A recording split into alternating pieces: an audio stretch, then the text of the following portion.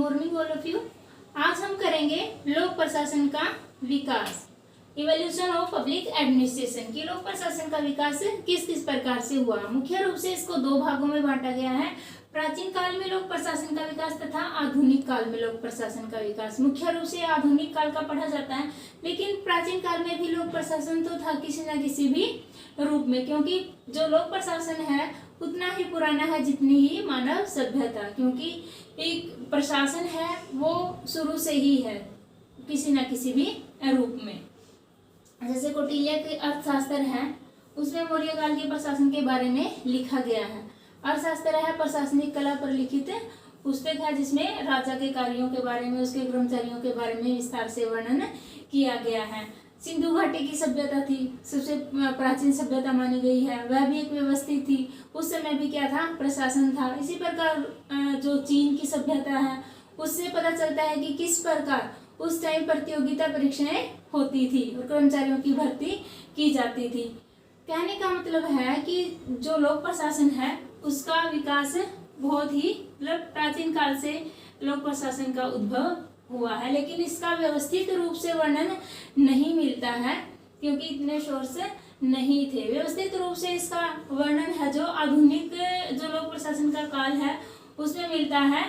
इसको 5 चरणों में बांटा गया है, वो कौन कौन से हैं उसको हम देखेंगे।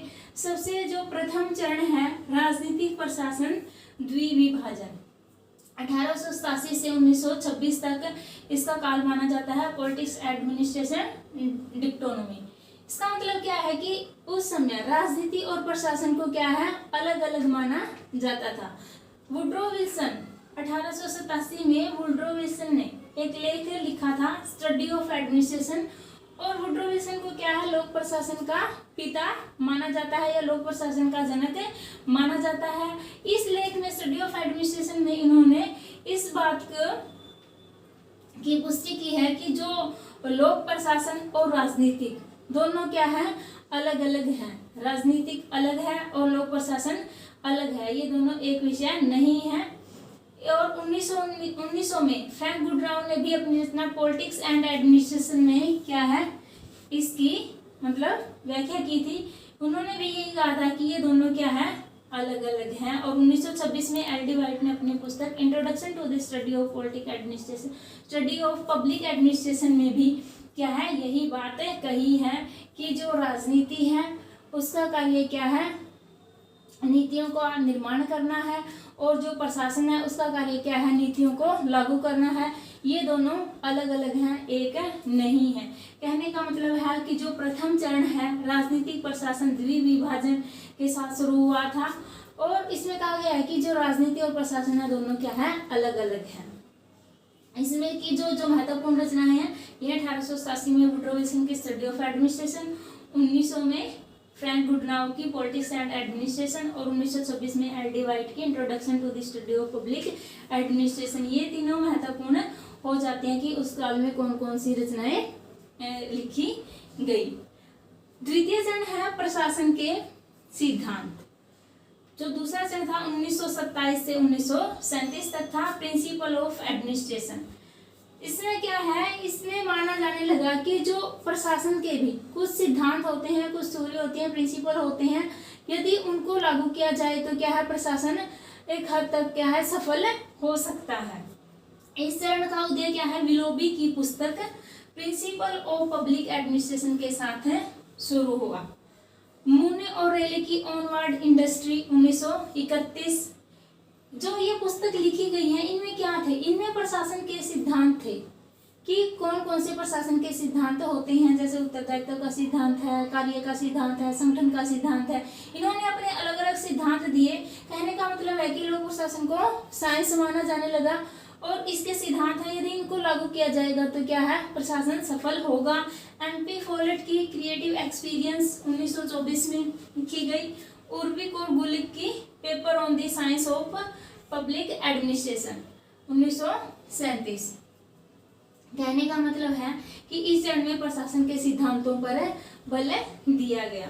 तीसरा जो इसका चरण है चुनौती का युग 1938 से 1946 तक रहा है। ये चैलेंजेस ऑफ एडमिनिस्ट्रेटिव प्रिंसिपल्स, इसमें क्या है जो लोक प्रशासन के सिद्धांत थे, इस चरण में उनको क्या है, चुनौती दी गई।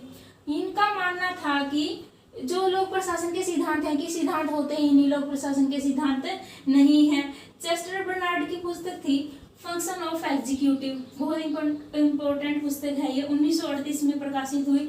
तो इस पुस्तक में उन्होंने कहीं पर भी लोक प्रशासन के जो सिद्धांत हैं उनका जिक्र नहीं किया। मार्टिन मार्क्स की थी एलिमेंट ऑफ पब्लिक एडमिनिस्ट्रेशन 1940, ये भी इसी चरण में लिखी गई।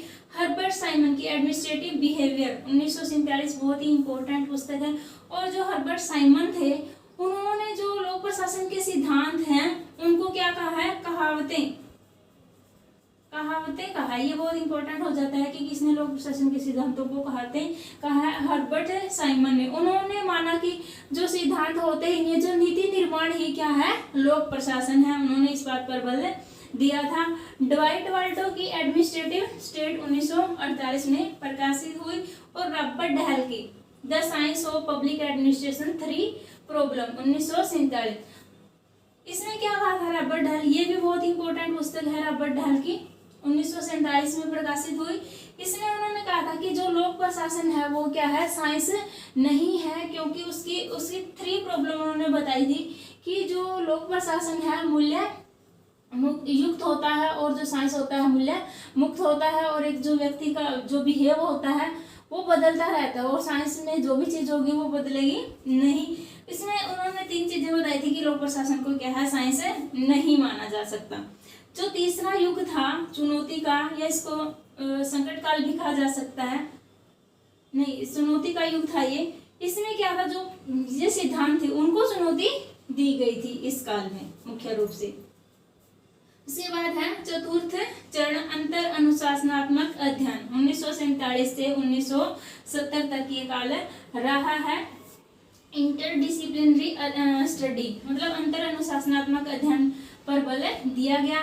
इसको कहा जाता है संकटावस्था, जो 4th स्टेज थी, संकटावस्था भी इसको कहा जाता है, क्योंकि इस चरण में क्या था, कुछ विद्वान थे वो राजनीति की तरफ चले गए और कुछ विद्वान थे वो प्रशासन की तरफ चले गए।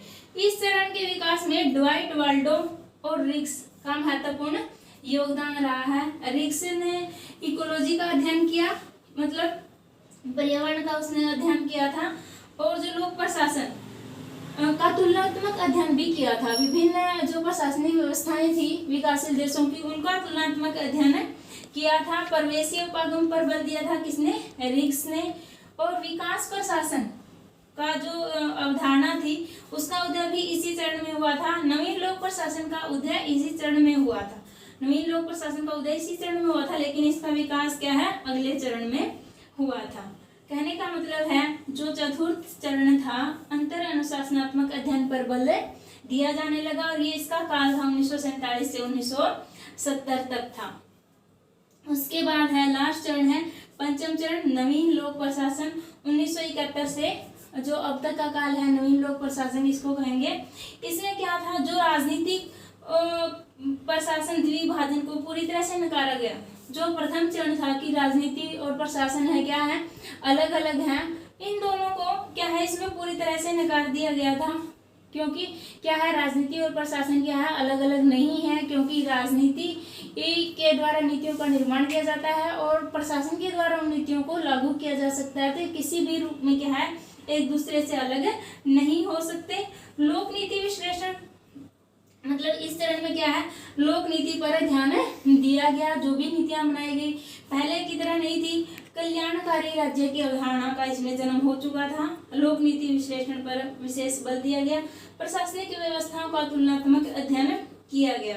और इसी काल में मीनोब्रुक सम्मेलन हुआ था, फिलाडेल्फिया सम्मेलन हुआ, हैनी प्रतिवेदन हुआ, इस काल में हुई थी ये चीजें भी नवीन लोक प्रशासन। आई होप आप लोगों को समझ में आया होगा। मुख्य रूप से जो इसका इम्पोर्टेंट है कि कौन कौन से चरणों में डिवाइड किया गया है, जैसे 5 हैं, उनका काल क्या रहा है। फर्स्ट का जैसे 1887 से 1926, सेकंड जो चरण था 1927 से 37, थर्ड है 1938 से 46, फोर्थ 47 से 70 और 71 से अब तक 5th चरण। और इस किस चरण में कौन कौन सी रचनाएं की गई, ये सब चीजें ध्यान रखने वाली है। आशा आप लोगों को वीडियो पसंद आया होगा। अगर वीडियो पसंद आए तो प्लीज़ वीडियो को लाइक करें, शेयर करें तथा चैनल को सब्सक्राइब करें। धन्यवाद।